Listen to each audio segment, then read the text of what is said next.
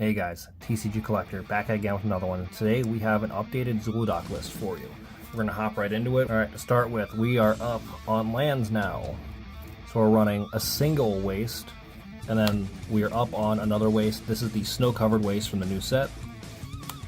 And we have Arcane Lighthouse, so we can get rid of anything with Hexproof or Shroud. Deserted Temple, so we could untap our doubling lands. Mokokoro Center of the Sea, so we could draw more cards if needed. Witch's Clinic, so we can give our commander lifelink if we need to gain some life. We got War Room to draw more cards. Field of the Dead, that way we can make more bodies if we need to. Adventurer's Fair, so we can gain life, and if we need to find a specific artifact, we can search for it. Springjack Pasture, so we have our mana, we can make some bodies, and if we sacrifice those bodies, we gain life and get X mana or X is the amount of goats we sacked. Homeward Path in case someone steals our guys. Command Beacon to keep our costs low on our commander. Strip Mine in case anyone's got some annoying lands. Again, Wasteland in case anyone's got any annoying lands. Sanctum of Ugin, so we can end up sacking it, and if we do, we search our library for a colorless creature. We got Cavern of Souls to make our Eldrazi's uncounterable. Fomori Vault's a new addition. It lets us pay 3 and discard a card. Usually it's going to be an Eldrazi Titan or one big body.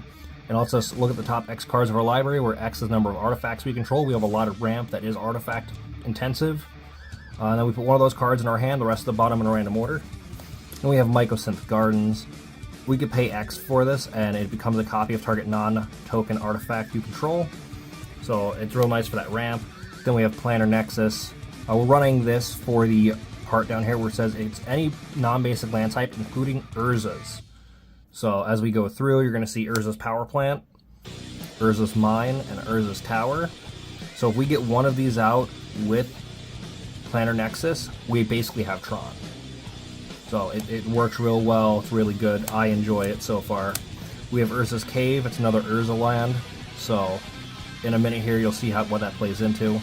Tap 3, sack it, search your library for a land, put it on the battlefield tapped. And then we have the Urza's Workshop. It works really well with all your Urza lands, because it adds mana to your mana pool, where X is the number of Urza lands you control. Shrine of the Forsaken Gods up next, and if you control 7 or more lands, it produces 2 colorless instead of 1. Eldrazi Temple, really nice. As long as you're casting an Eldrazi, it produces 2 instead of 1. Lotus Field. When it enters, you have to sack 2 lands, and then it produces 3 mana of any color. We can run this just because when you make the mana of that one color, it filters back into generic colorless. Mishra's Workshop, as long as we're casting an artifact, it produces 3.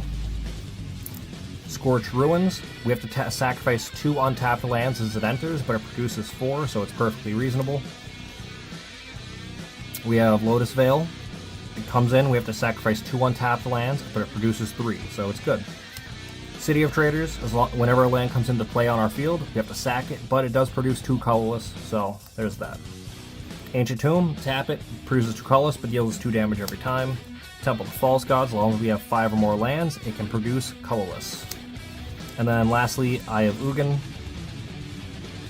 All of our Eldrazi's cost 2 less to cast, and we can pay 7 and tap it and search a library for an Eldrazi creature card. Then the newest addition, Ugin's Labyrinth. When it enters the battlefield, we may imprint a colorless card with mana value 7 or greater, and as long as it is imprinted, it produces 2 colorless mana instead of 1. And we can tap it and return the exiled card to its owner's hand. This is your friendly reminder, we are sponsored by Dubby. If you need any energy drinks or pick-me-ups, they're the place to go. And then if you need any cards or sealed product, SI Hobby, use code TCG Collector for either of those 2 and get 10% off your entire order. Now moving on to the main deck. We're going to go in ascending mana value. So starting off, we have Mana Crypt. Mana Vault produces 3, untaps for 4. Soul Ring, you know Soul Ring. Sensei's Divining Top. Command Sphere. It that heralds the end. All of our colorless spells that have a mana value of 7 or greater cost 1 less to cast, and all of the colorless creatures get +1/+1. Then we have Scroll Rack. It lets us refill our hand. Then we have the Grim Monolith. Doesn't untap during our untap step. We have to pay 4 to untap it, but it produces 3 colorless.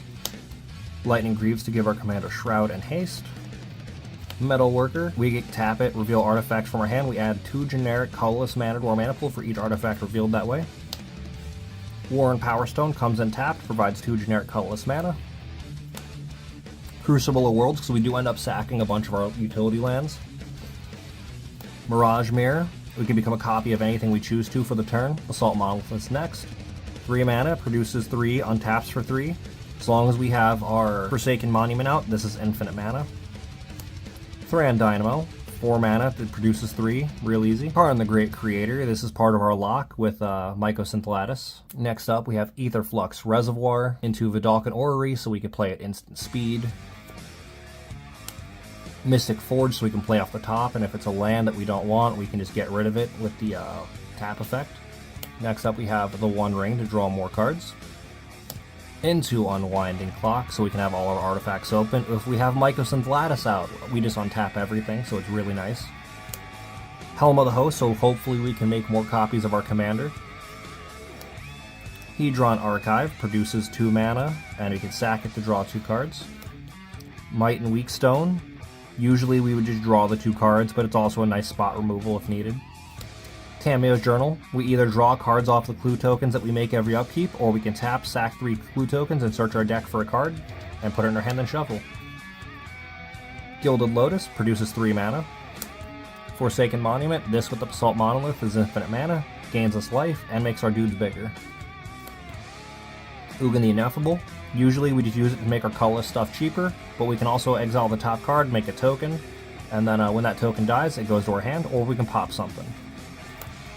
Chameel, so all of our stuff is uncounterable, and at the end step we discover 5. That's the Mycosynthellatus I was talking about. All of our permanents are artifacts in addition to the other types.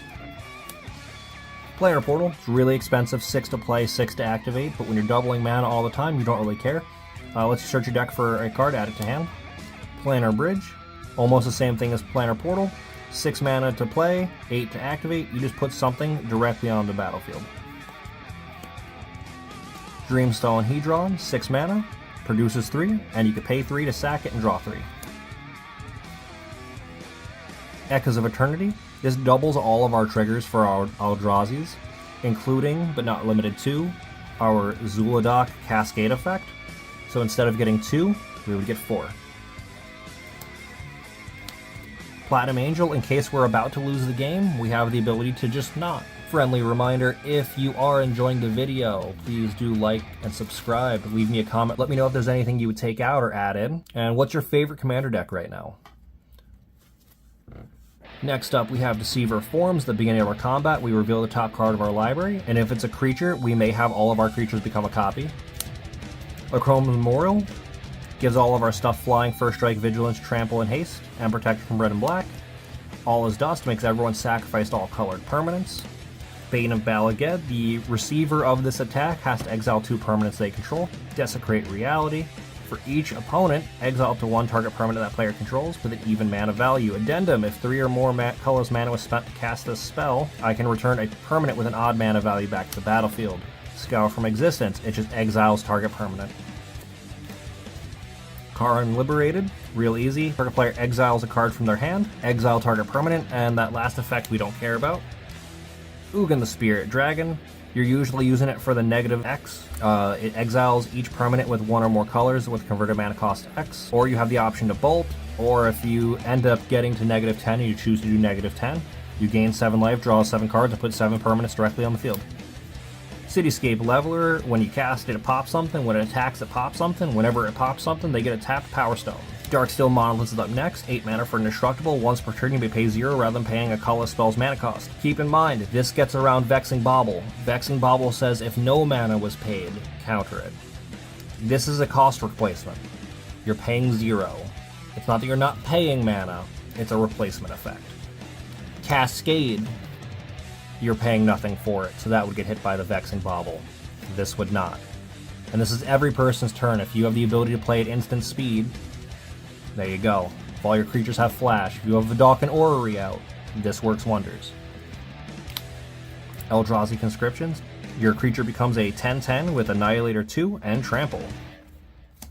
Darksteel Forge, all your artifacts are indestructible.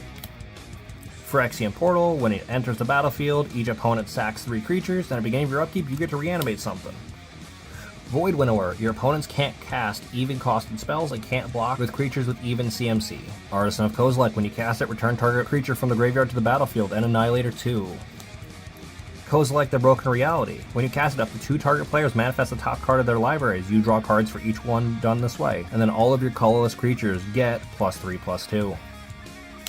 Flare of Loyalty is when you cast it, gain control of another creature. That creature's base power 10/10, gains Trample and Annihilator 2 and Haste, and then this has Annihilator 2 and Trample as well. The Great Distortion, when you cast it, draw until you have 7 cards in hand. It has Menace, and it has a counter effect when you discard a card with mana value X. Counter target spell with mana value X. Kozilek Butcher of Truth, when you cast it, draw 4 cards, Annihilator 2. When it enters the graveyard, shuffle your graveyard back into the library. Bonsire of Ulamog, it's really only here to make you extra mana dudes, because this 20 cost doesn't work in Commander. Ulamog the Ceaseless Hunger, when you cast it, exile 2 permanents. When it attacks, defending player exiles the top 20 cards of their library. Ulamog the Defiler, when you cast it, target opponent exiles half their library rounded up. It has wards, sacrifice 2 permanents, and then it gets +1/+1 counters equal to the highest CMC exiled with that top effect. And then it has Annihilator X, where X is the number of 1/1 counters on it. Ulamog the Infinite Gyre, when you cast it, you blow something up. It has Indestructible and Annihilator 4, and when it hits the graveyard, you shuffle your graveyard into the library. Ulamog's Pathrazer, Annihilator 3, and it has Super Menace, can't be blocked except by 3 or more creatures. It That Betrays, Annihilator 2, and whenever an opponent sacrifices a non-token permanent, you get that permanent. So whenever they have to sack something to Annihilator, gimme, it's mine now. We have Blightsteel Colossus, aka Megatron. Trample, Infect, Indestructible. If it would be put into the graveyard from anywhere, shuffle it into your library instead. Rise of the Eldrazi. Can't be countered. When it resolves, destroy target permanent, target player draws 4 cards, and then you take an extra turn, then you have to exile that spell. Alright, we have Emrakul, the World Anew. When you cast it, gain control of all creatures target player controls. When he dies, you have to sacrifice all your creatures. It has Madness, pay 6 waste. And then its protection effect is flying and protection from all spells that were cast this turn.